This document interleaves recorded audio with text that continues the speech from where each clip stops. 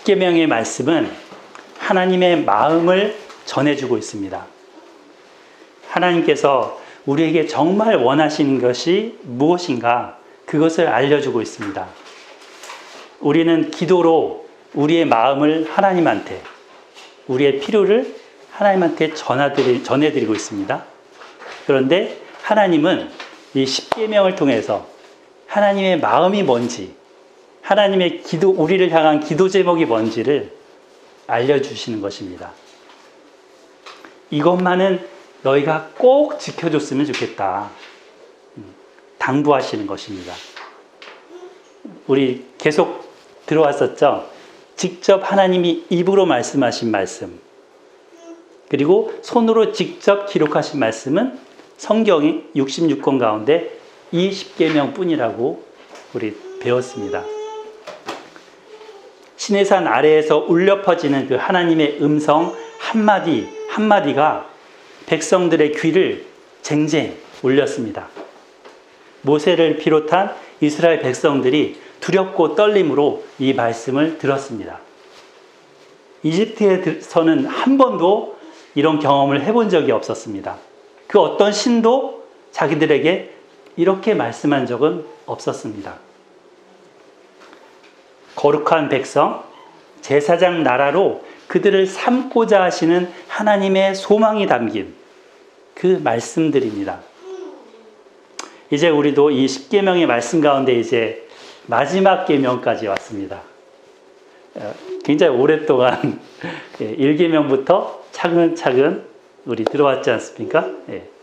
자, 마지막 부분입니다. 같이 읽어보겠습니다. 시작. 내 이웃의 집을 탐내지 말라. 내 이웃의 아내나 그의 남종이나 그의 여종이나 그의 소나 그의 낙이나 무릇 내 이웃의 소유를 탐내지 말라. 10번째 계명은 이 탐내지 말라라는 탐심의 문제를 다루고 있습니다. 올해 3월에 LH 그 공사의 일부 직원들의 땅 투기, 그걸 통해서 이렇게 막 문제가 온 뉴스에 떠들썩하게 나왔었습니다. 기억하시죠? 이들은 본인들이 그 속해 있는 그 직장에서 땅에 대한 정보를 손쉽게 얻을 수 있었습니다. 그래서 그 정보를 이용해서 자신들의 재산을 부풀리고자 이렇게 급급했습니다. 사회 엘리트들이 오히려 욕망공화국의 주범들이 되었던 것이죠. 사들인 땅에는 어떤 나무들을 주로 심었냐면, 다음 넘겨보시면 이게 용버들이라는 나무입니다.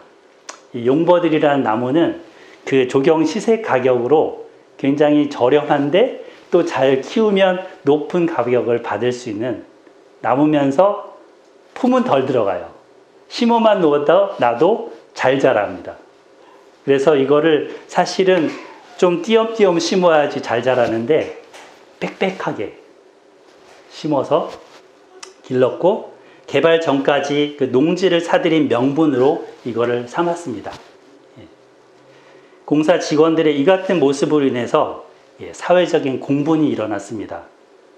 심지어 이제 그 당시 국토교통부 장관이 됐던 그 장관님이 급 사과를, 원래 그분이 LH공사 사장이었었는데 그때 일어난 일이었으니까 급 사과를 했고, 지금 정부에 굉장히 이 기둥을 흔드는 일이 되었습니다.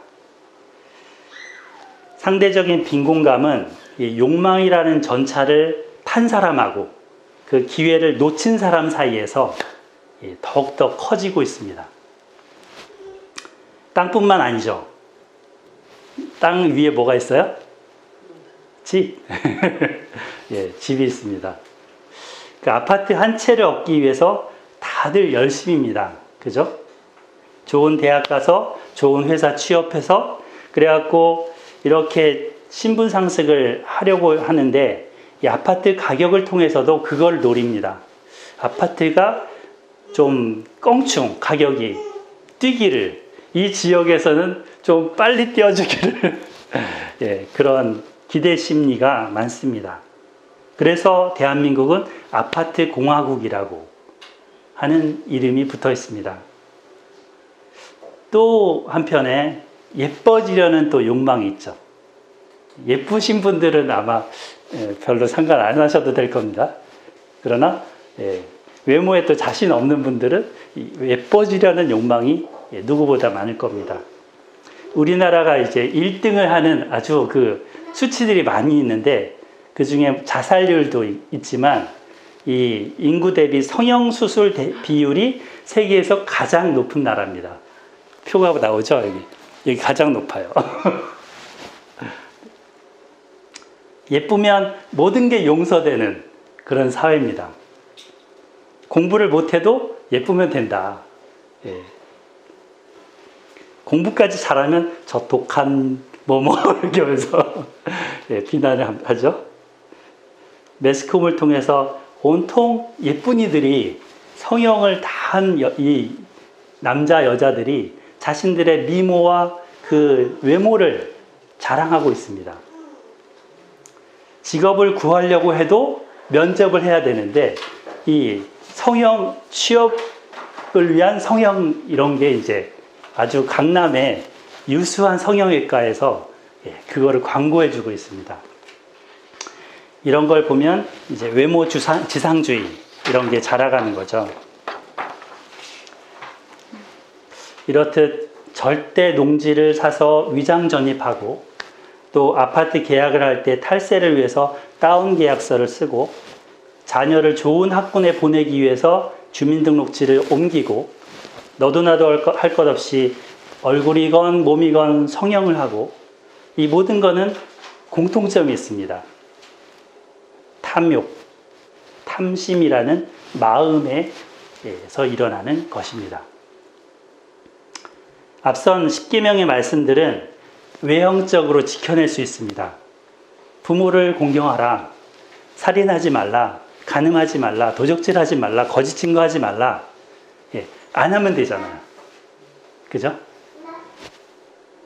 그런데 이 오늘 10번째 계명은 마음의 문제를 다루고 있습니다. 탐내지 말라라는 마음의 문제. 그래서 로마서 7장에서 사도 바울이 이 10번째 계명에 부딪혀서 오호라 나는 곤고한 사람이로다. 이 사망의 몸에서 누가 나를 건져내랴 라고 탄식합니다.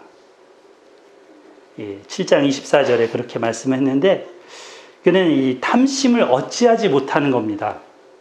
이 몸을 그래서 사망의 몸이라고 합니다.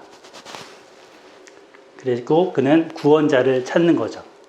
누가 나를 건져내랴. 열심히 바울은 말씀을 듣고 배우고 가르치는 랍비까지, 그죠? 바리새인 중에 바리새이니까 되었었습니다. 그런데 이 10번째 계명 앞에 그는 무릎 꿇고 좌절했습니다. 로마서 7장 7절부터 9절에 이런 말씀이 있죠? 제가 7절 읽을 테니까 여러분 8절 읽고 9절을 같이 읽겠습니다. 그런즉 우리가 무슨 말 하리요? 율법이 죄냐? 그럴 수 없느니라. 율법으로 말미암지 않고는 내가 죄를 알지 못하였으니 곧 율법이 탐내지 말라 하지 아니하였더라면 내가 탐심을 알지 못하였으리라. 8절 시작. 그러나 죄가 기회를 타서 계명으로 말미암아 죄 속에서 온갖 탐심을 이루었나니 이는 율법이 없으면 죄가 죽은 것이라. 같이요. 전에 율법을 깨닫지 못할 때에는 내가 살았더니 계명이 이름에 죄는 살아나고 나는 죽었도다. 이 바울은 이 율법이 자신의 마음에 있는 그 탐심을 알게 했다고 합니다. 또 탐심을 알게는 했는데 죄의 유혹이 왔을 때 마음의 탐심을 이루게 했고 그래서 그것으로 인해서 자기는 죽었다 라고 탄식합니다. 여전히 탐심을 어찌하지 못하는 거죠. 욕구라는 게 있고 욕망이라는 게 있지 않습니까? 욕구와 욕망의 차이는 뭘까요? 욕구는 우리 몸에서 이렇게 절대적으로 필요해서 하는 그 절대 자연적인 것. 자연적인 게 욕구입니다. 뭐 배가 고프면 어떻게 돼요? 이 속에 시계가 있죠. 시간이 딱 되면 울리는 시계가 있죠. 먹어야 됩니다. 예, 식욕이 있습니다. 또 이제 10시 넘어가면 어떻게 돼요? 졸립죠. 예, 그 수면욕이 있습니다. 또 젊을 때 남녀의 호르몬에 의해서 이성을 보면 예, 성욕이 생깁니다. 그것도 이 욕구 중에 하나죠. 예. 그래서 이거를 이제 3대 욕망이라고도 하는데, 이 욕구를 넘어서서 선을 넘는 거, 그러면 욕망이 되는 거죠. 예.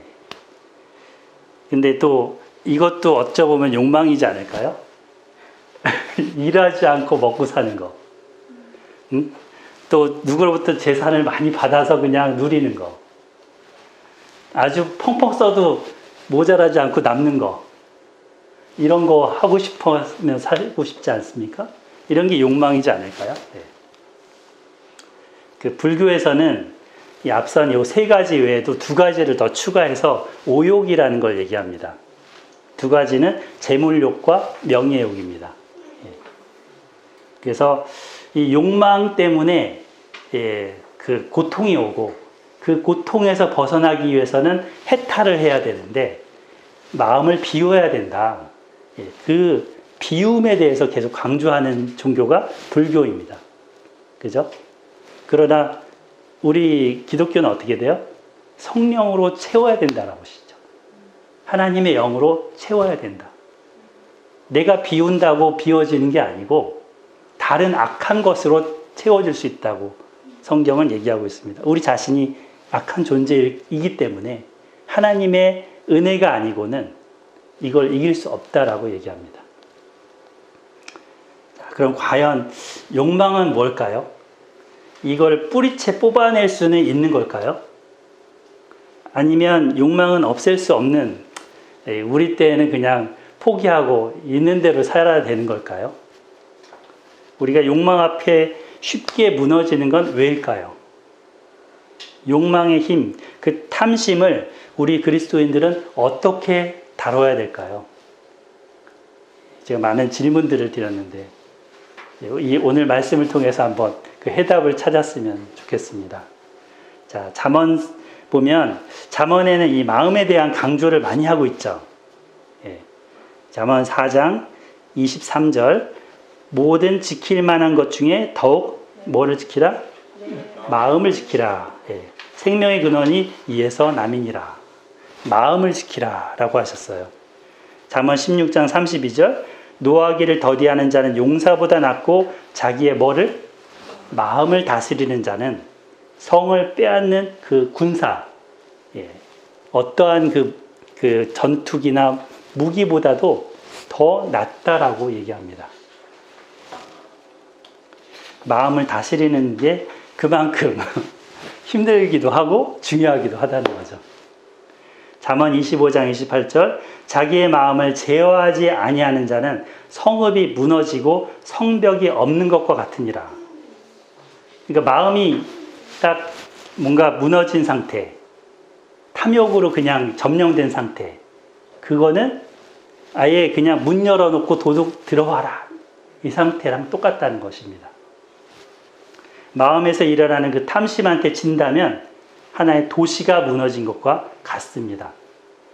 생명의 근원이 이 마음을 지키는 것이기 때문인 거죠. 그러면 우리는 이제 우선 10계명의 이 10번째 계명, 이 말씀을 조금 더 자세히 살펴볼 필요가 있겠습니다. 10계명은 우리 계속 살펴봤지만 신명기 5장에도 나오고 여기 출애굽기 20장에도 나왔어요. 그래서 두 개가 계속 병행해서 나오는데 오늘도 여기 보면 두 개가 이렇게 같이 나옵니다. 우리 신명기 5장 21절만 같이 읽어보겠습니다. 시작. 내 이웃의 아내를 탐내지 말지니라. 내 이웃의 집이나 그의 밭이나 그의 남종이나 그의 여종이나 그의 소나 그의 낙이나 그 이웃의 모든 소유를 탐내지 말지니라. 네. 두 부분이 비슷하죠. 근데 약간 차이 나는 부분도 보이십니까? 예. 출애굽기는 우선 너의 이웃의 뭐를? 집을 탐내지 말라라고 하셨어요. 그죠? 그리고 나서 그 뒤에 나오는 게 이 집이라는 거는 건물도 있지만 하나의 가정이잖아요. 그 가정 안에 있는 것들을 쭉 나열하는 겁니다. 그러니까 뒤에 나오는 아내나 소나 나귀나 종이나 이런 것들은 다 그 집안에 들어가 있는 거죠. 그죠? 그러니까 하나의 어떤 카테고리로 이웃에 대한 그것들을 뒤에서 보면 소유라고 해서 다시 한번 얘기하면서 탐내지 말라라고 했습니다. 근데 신명기에서는 그리고 여기 보면 영어로도 and 나눠놨어요. 그죠? 그리고로. 그리고 이 부분도 보면 단어가 이 탐내지 말라가 한글로는 똑같은데 히브리어로나 영어로나 다 다르죠. 예, 커비트와 디자이어로 이렇게 다릅니다. 예. 거기다가 또 뭐가 더 들어가 있어요? 예, 밭이 들어가 있어요. 예, 약간 이제 조금씩 그 모세의 해석이 여기 들어가는 거죠. 자, 그래서 신명기에서는 이제 먼저 뭐를 탐내지 말라라고 순서가 바뀌어 있냐면 아내를 탐내지 말지니라로 먼저 순서가 나옵니다. 그리고 나서 내 이웃의 집이나 밭이나 이렇게 나열이 됩니다. 그래서 이 신명기에서는 이웃에게 가장 소중한 거, 가장 중요한 거, 그거를 먼저 제시를 하는 겁니다. 그 남자에게 일단 이웃의 남자에게 결혼한 가정에게 가장 소중한 거는 우리 꼬마 아기일 수도 있지만 아내인 거죠. 아내. 그죠? 자식보다 아내인 거죠. 네. 그 아내를 탐내지 말지니라. 그래서 카톨릭 그 십계명에서는 다음 장 보시면 그 두 개를 나눠놨어요. 어떻게 나눠놨냐면 십계명을 90으로 나눠놨어요. 그래서 9계명은 아내를 탐내지 말지니라, 10계명은 재산에 대한 부분, 그거를 탐내지 말지니라로 구분해 놨습니다. 예. 이게 신명기의 어떤 해석을 가지고 이제 계명을 구분한 얘기가 되겠죠. 자, 그러면 이제 탐내다라는 말은 뭘까요? 탐내다. 일단은 우리는 이제 구분하지 않고 보는데 다 포함한다고 보는 거죠. 출애굽기처럼 다 포함한다. 탐내다라는 거는 뭘 갈망한다, 뭘 얻으려고 애쓴다, 무엇을 마음에 이렇게 들어서 그것을 구한다 이런 거죠. 그러니까 자기 외부에 있는 거를 딱 보고서는 저거 갖고 싶어, 저거 소유하고 싶어, 저거 내 거가 됐으면 좋겠어. 그런데 그게 욕심이 들어간 거죠. 욕구가 아니고 욕심이 들어간 탐욕. 그죠? 과한. 현재 나에게도 있는데, 나에게도 충분한데, 더 갖고 싶은 거죠. 그래서 이 단어가 들어간, 탐내다라는 단어가 들어간 문장을 성경 구절들을 찾아보면 뒤에 뭐가 나오냐면 취하다. 그리고 무엇을 빼앗다, 가지다, 이런 얘기가 뒤에 이어집니다. 그러니까 마음에 있는 것을 행동으로 이렇게 가져오는 거죠. 탐심에서 그치는 게 아니고 외적으로 이어지는 겁니다. 사실은 어떤 법도 그 마음을 다루는 법은 없습니다. 그잖아요? 마음에 무슨 생각을 했다고 처벌을 하는 법은 없지 않습니까? 그 마음에서 일어난 게 행동으로 나왔을 때야 그것을 가지고 이제 처벌을 하지 않습니까? 그런데 십계명은 그 마음의 문제를 다루고 있다는 것입니다. 바깥으로 드러나는 어떤 그 악 자체가 어디에서부터 나온다? 마음에서부터 나오기 때문입니다.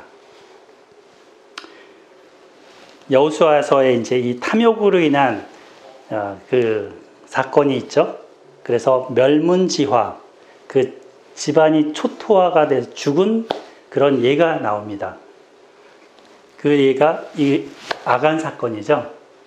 잘 아시는 바와 같이 여리고 전투를 멋지게 하나님의 은혜로 무찔렀어요. 그죠? 매일 한 바퀴씩 돌다가 일주일째는 7바퀴 돌고 함성을 확 질렀더니 성벽이 다 무너지면서 그 성을 물리쳤고 무너뜨릴 수 있었습니다.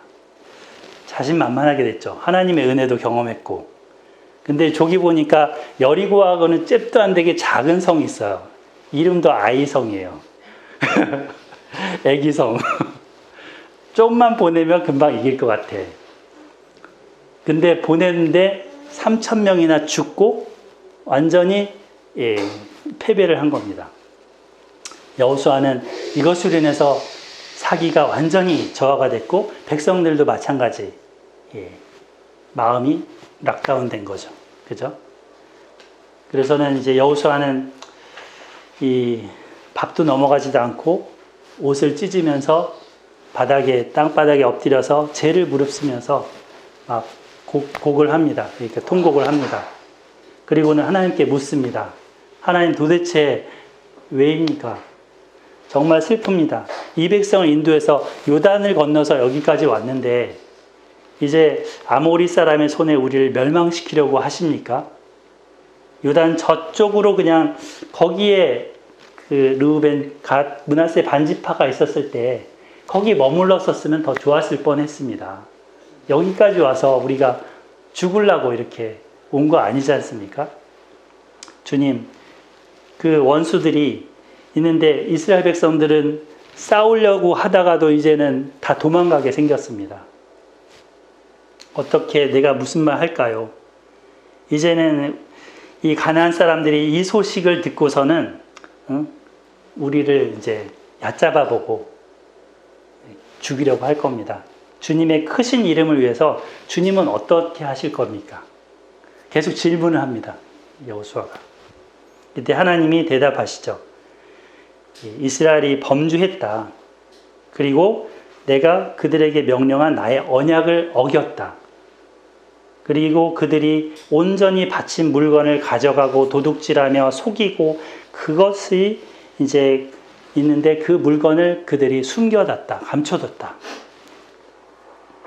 그러므로 이 원수 앞에 능히 그들이 맞서지 못할 것이고 이제는 도망가서 등을 보이게 된 것이다.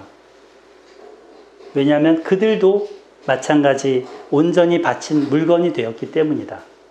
이 표현이 그 히브리어 언어로는 헤렘이라는 말이 있어요. 헤렘 해보세요. 헤렘. 처음 들어보신 분도 있죠? 헤렘이 완전히 하나님께 바쳐진 물건 이런 뜻이에요. 그러면서도 완전히 진멸할 것 이렇게도 됩니다. 그래서 그들이 이 온전히 바친 이 헤렘을 가져가 도둑질했기 때문에 이들 자신이 이제 온전히 바친 그 헤렘이 되었다는 겁니다. 다시는 내가 너희와 같이 안 있을 거야. 하나님이 같이 안 있으면 지금 이스라엘은 존재의 의미가 없습니다. 그래서 이제 여호수아는 제비를 뽑았죠. 어디 그것을 감춰뒀는지, 누가 감춰뒀는지 제비를 뽑았는데 이 12지파에게서 일단 유다 지파가 딱 뽑히고 그 지파에게서 또 이렇게 여러 가족들이 있는데 그 가족이 또 뽑히면서 좁혀지면서 한 사람이 딱 뽑힌 겁니다. 그게 아간이었죠. 갈미의 아들 아간. 그는 이렇게 뽑힐 때까지 설마 내가 잡히겠어 뭐 이러고 있었을 겁니다. 근데 이제는 하나님의 그 눈동자같이 보시는 그것 앞에 벌거벗은 자처럼 서게 됐습니다. 그는 더 이상 변명도 할 수 없었고 자백을 할 수밖에 없었죠. 제가 노력을 했는데요. 신할산 정말 그 외투가 좋아 보이더라고요.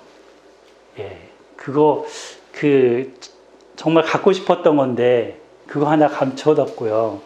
그 다음에 은들이 있었는데 한 200세겔 정도. 이거면 내 평생 먹고 살 것 같더라고요. 이거 감춰뒀고요. 그 다음에 무게가 500세겔 되는 금덩어리 하나가 있었는데 이거 정말 너무 갖고 싶어서 이거를 저기 제 텐트 안에다가 감춰뒀습니다. 라고 토로했습니다. 이렇게 말을 했습니다. 여호수아는 이 말을 듣고 그것을 이제 찾아내서 이제 네가 우리를 괴롭게 했다. 그리고 여호와께서 오늘 이제는 너를 괴롭게 할 것이다. 하면서 그를 돌로 쳤고 물건도 돌로 쳤고 불살랐고 돌 무더기를 크게 쌓았다고 합니다.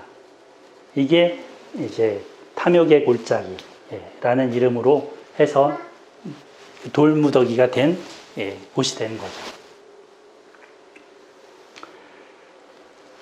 하나님은 이 바이러스처럼 하나에 물들어서 그것이 퍼지기 전에 일단은 우리도 요즘 그렇잖아요. 걸리면 이렇게 자가격리하거나 그렇게 딱 격리하잖아요. 근데 이건 조금 더 심하게 다루시죠. 죽였으니까. 그렇게 해서 이스라엘 전체로 퍼져나가는 이 탐욕이 퍼져나가지 않도록 그리고 하나님께서 이루시는 이 전쟁 가운데 거룩한 이 전쟁 가운데 바르게 행하도록 교훈하셨습니다. 이 탐심에 대해서 잠언은 몇 가지 예를 들어 알려줍니다. 그 중에 이런 말씀이 있어요. 보실까요? 15절을 여러분이 읽어주세요. 15절 잠언 30장 15절 시작. 거머리에게는 두 딸이 있어 다우다우하니라 족하다 줄을 알지 못하여 족하다 하지 아니하는 것 서너시 있나니. 제가 읽을게요. 곧 스올과 아이배지 못하는 태와 물로 채울 수 없는 땅과 족하다 하지 아니하는 불이니라. 탐심이 뭐라고 했냐면 가지고 있는데 더 가지려고 하는 욕심이라고 그랬죠. 그러니까 여기 거머리가 이렇게 생겼더라고요. 논바닥 같은 데 보면 많죠. 거머리가 빨대가 있어요. 그래갖고 이게 살에 딱 달라붙으면 피를 쪽쪽 빨아먹습니다. 배가 불러도 빨아먹습니다. 그죠? 그래서 거머리처럼 달라붙는다 뭐 이런 말도 하고 다우다우하는 그칠 줄 모르고 족한 줄 모르고 빨아대는 것을 거머리에 비유합니다. 이것처럼 이 탐심이 거머리 같다는 거죠. 그 다음에 스올. 스올은 보통 이 사망의 장소를 스올이라고 합니다. 그러니까 지옥도 일종의 스올인 거죠. 지옥의 다른 명칭이 뭐가 있냐면 무저갱. 없을 무자에 바닥저자의 그 갱도. 끝이 없는 거예요. 밑에 구덩이에 끝이 없는 거. 무저갱. 그게 지옥이요 스올입니다. 그 다음에 여기 보면 아이배지 못하는 태 그랬죠. 이거 좀 어렵죠. 아이배지 못하는 태. 근데 어떤 이제 해석가에 의하면 이거는 거짓된 가르침을 가르치는 이단 집단이다 이렇게 얘기를 하더라고요. 왜냐하면 거기는 생명을 낳지 못한다는 거예요. 오히려 생명이 있는 거를 죽이려고 한다는 거죠. 그 가르침으로. 이 잠언에 보면 여자와 음녀와 그 지혜 여인 이렇게 하면서 여성으로 많이 그 잘못된 가르침과 진리의 가르침을 지혜의 가르침을 대비하잖아요. 그런 의미로 볼 때 일리가 있다고 봅니다. 그 다음에 또 뭐가 나와요? 물로 채울 수 없는 땅, 족하다 하지 아니하는 불. 불도 보면 막 그 산을 막 태우는데 나무 뭐 이런 걸 계속 태워가는데 얘가 족하다고 그치나요? 있으면 있는 대로 다 태우죠. 이게 탐욕이라는 겁니다. 배가 불렀는데도 계속 먹어요. 이거를 뭐라 그래요? 탐식, 그죠? 그 중세 때인가요? 옛날 시대 때는 그 미식가들이 먹으면 배가 부르니까 먹고 그냥 뱉고 먹고 뱉고 맛만 보고 뱉고 이렇게 했다고 하잖아요. 없어서 못 먹는 사람들이 보면 너무 혐오스러운 거죠. 그러니까 그런 것도 일종의 너무 미식가도 탐식으로 갈 수 있습니다. 밑빠진 독처럼 내 것이 다 내 것이다 라고 하는 제국주의도 이 탐욕의 하나의 큰 세력입니다. 그래서 인류 역사에 보면 지금 이집트가 빠져나왔던 그 이집트 제국, 그 이후에 아수르, 바벨론, 또 페르시아, 그리스, 로마, 그 이후에도 뭐 영국 대영 제국, 미국의 이렇게 아메리카, 이것도 다 제국이죠. 이런 제국들이 있었는데 이것들을 보면 다니엘은 뭐라고 그러냐면 짐승이라고 그랬어요. 먹고 먹는데 계속 먹는 거죠. 그래서 짐승과 짐승 간에 싸우죠. 인간의 마음이 아닌 짐승의 마음을 가지고 있는 겁니다. 수많은 인명을 살상하고 타인의 아내를 자기의 것으로 빼앗습니다. 하나님은 이스라엘 백성들에게 너희는 그런 짓 하지 말라 하시는 것입니다. 제사장 나라는 그런 제국이 아니다. 빼앗고 넓히고 자기가 군림하는 그런 데서 이루어지는 것이 아니다. 그렇게 말씀하십니다. 과거 아프리카에서 아메리카로 흑인들을 대량 이렇게 호송했습니다. 노예로. 그때의 사진입니다. 그림입니다. 이게 이제 윌리엄 윌버포스라는 그 영국의 정치가이자 기독교인이 있었는데 그분 책에 나와요. 어메이징 그레이스라는 책에 나오는데 그 당시 이동할 때 이렇게 눕혀갖고 칸칸이 흑인들을 채워서 쇠고랑에 채워서 여기서 똥오줌을 다 싸는 겁니다. 움직일 수도 없습니다. 이거를 이렇게 싣고서는 이동을 하는데 배 내부를 보면 참혹합니다. 한 명의 노예라도 더 데려가기 위해서 빽빽하게 채운 거죠. 그런데 이 과정에서 흑인의 수가 약 50%가 죽었다고 합니다. 그런데 더 무서운 거는 이익을 최대한 올리고자 같은 공간에 얼마나 더 많은 수를 채울 수 있을까? 이걸 연구했다고 합니다. 그러니까 사람으로 본 게 아니죠. 노예들의 손과 발, 목은 묶인 채로 이렇게 켜켜이 약 한 달 반 정도를 그 배에서 이렇게 하면서 건너야 했습니다. 바다를. 먹을 거는 거의 주지 않았던 건 당연하겠죠. 예. 인간의 탐욕은 이처럼 이웃에게 크나큰 고통을 줍니다. 탐욕의 시작은 어디서부터였을까요? 탐욕의 처음 시작. 에덴 동산.